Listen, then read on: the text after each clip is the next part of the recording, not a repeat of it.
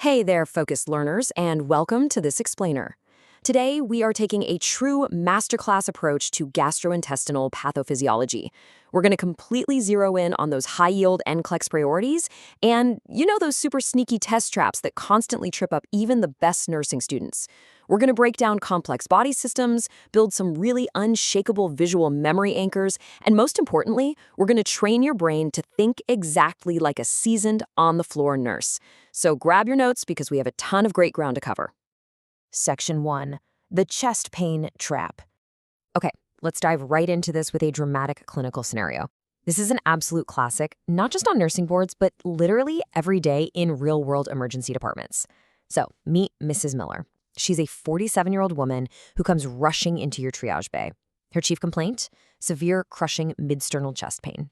You instantly jump into action and do a rapid assessment. But here's the thing. She has no shortness of breath. There's no pain radiating down her left arm or up into her jaw, and crucially, her EKG comes back completely normal. So as the nurse, you really have to ask yourself a critical clinical judgment question here. Are we looking at a life-threatening myocardial infarction, a heart attack, or is this just a really severe case of GERD? Well, to answer that, we have to look closely at the clues in her history. Turns out, Miss Miller was at a wedding last night. She threw back several gin and tonics, ate a heavy Italian pasta dinner, had a super rich chocolate cake, and then topped it all off with a double espresso. Plus, she actually has a known history of indigestion that she constantly treats with over-the-counter antacids. So what's the takeaway? All of this data, the booze, the fatty meal, the acidic coffee, the antacid use, it all points firmly away from the heart and directly toward the gut. Guys, this is a classic GI presentation totally masquerading as a cardiac event. Section 2, GI anatomy and digestion. Now, to understand exactly why her gut can mimic a heart attack so convincingly, we need to step back and build up our foundational visual memory anchors. Making these interconnected systems easier to digest, yeah, pun totally intended there, is the absolute secret to passing your exams and keeping your patients safe. And we do this by chunking. We systematically chunk the anatomy to organize our clinical thinking.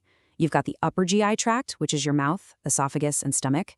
And then the lower GI tract is just everything below that: small intestine, large intestine, colon, and rectum. So whenever a patient presents with a symptom, train your brain to immediately categorize it into upper or lower. It's going to rapidly narrow down the pathophysiology for you. Let's see how this builds when we bring in the accessory organs. Take a really close look at the liver, the gallbladder, and the pancreas. Notice specifically how the bile duct from the gallbladder and the pancreatic duct feed directly into the duodenum. This is a highly, highly testable anatomical relationship. Because think about it, if a gallstone blocks that common pathway, it doesn't just ruin the gallbladder's day. It backs up into the pancreas, causing pancreatitis, and it backs up all the way into the liver, causing jaundice. They are literally all physically connected. I highly recommend you just quickly pause and take a screenshot of this table to use as a study guide later. These are your essential GI hormones. But right now, I want to draw your attention specifically to cholecystokinin, or CCK, right there in the middle. Look at the trigger for it: fatty acids and amino acids. And then look at its action: contraction of the gallbladder.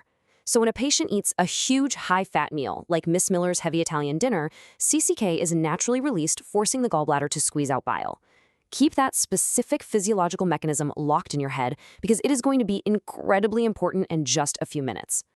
Section 3, Upper GI, GERD and ulcers.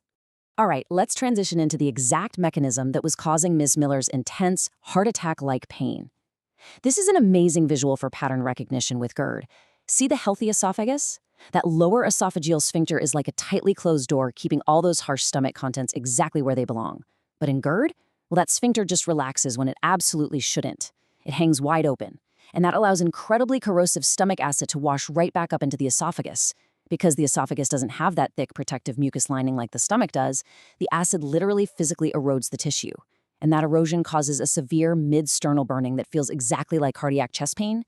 Just a bit further down, below the esophagus, we hit another major trouble spot: peptic ulcers.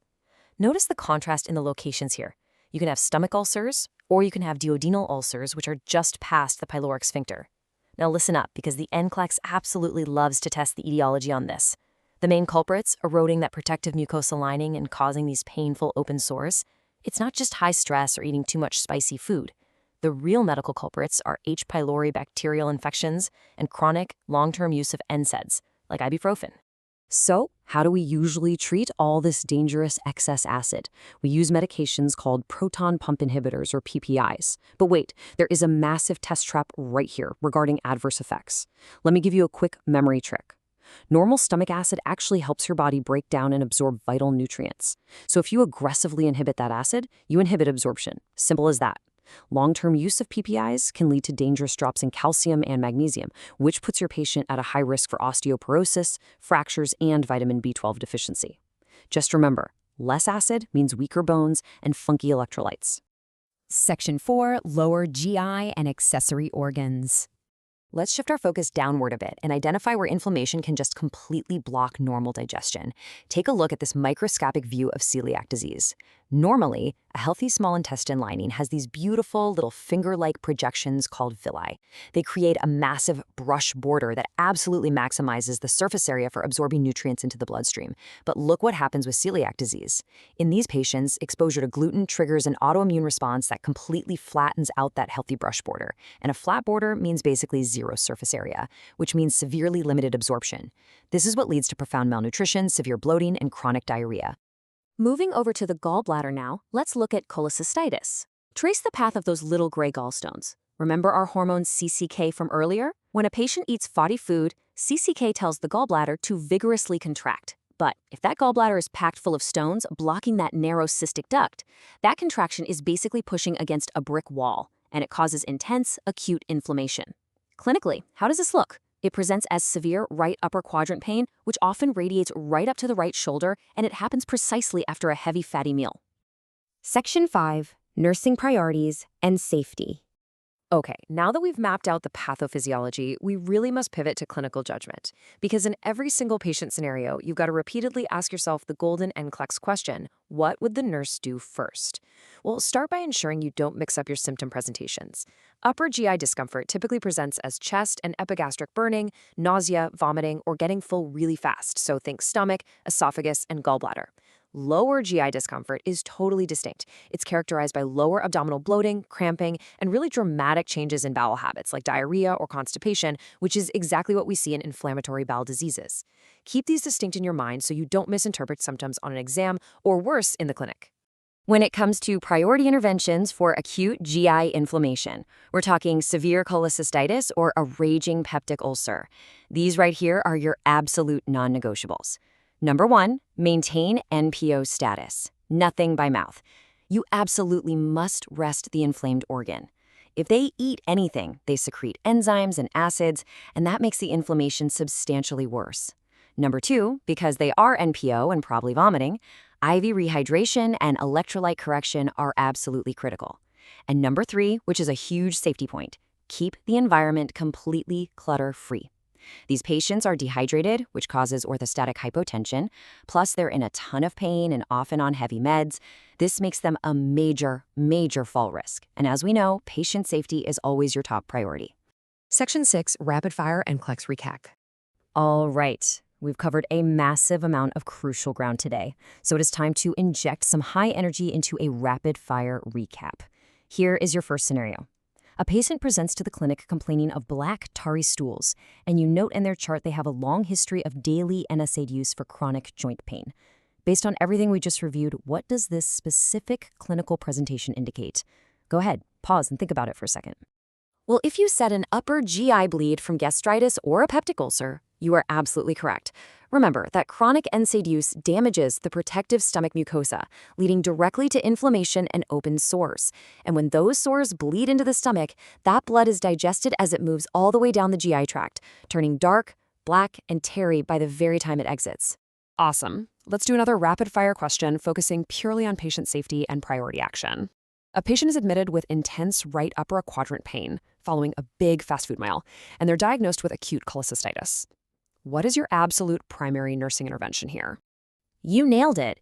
You must maintain strict NPO status and immediately initiate IV rehydration. Resting that gallbladder stops those super painful CCK-induced contractions we talked about, and the IV fluids correct the messy imbalances caused by all their nausea and vomiting. That right there is textbook priority nursing. To wrap up this explainer, I want to leave you with a somewhat provocative thought to carry directly into your clinical practice. The very next time a patient comes rushing in, clutching their chest in sheer agony, how will you systematically differentiate a life-threatening myocardial infarction from a severe case of GERD? Always remember Miss Miller's dietary clues, rely heavily on your anatomical chunking, and no matter what, trust your structured clinical assessment.